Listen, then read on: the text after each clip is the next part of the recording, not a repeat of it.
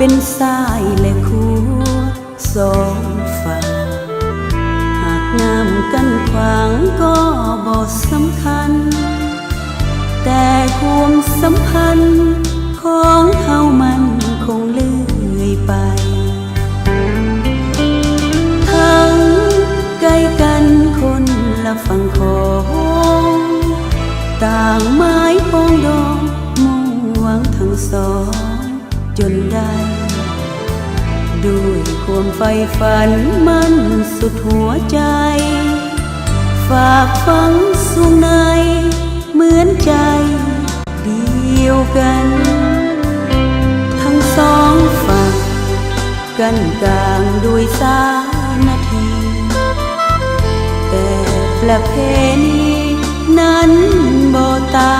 งกัน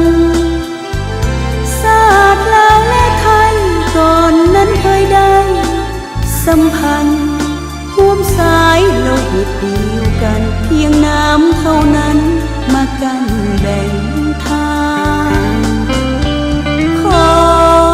ฟ้าดินสวยเป็นสักขี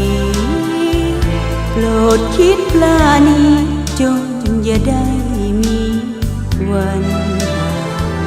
อย่าให้สัมพันธ์นั้นต้องจืดจางฝากฝังชีวิตเนื้อนาที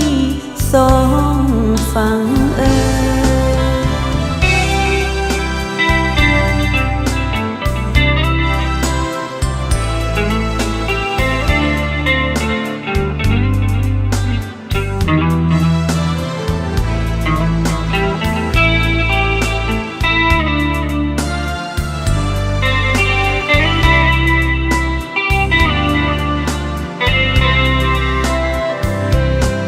สองฝั่ง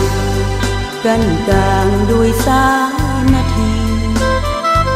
แต่ประเพณีนั้นบ่ต่าง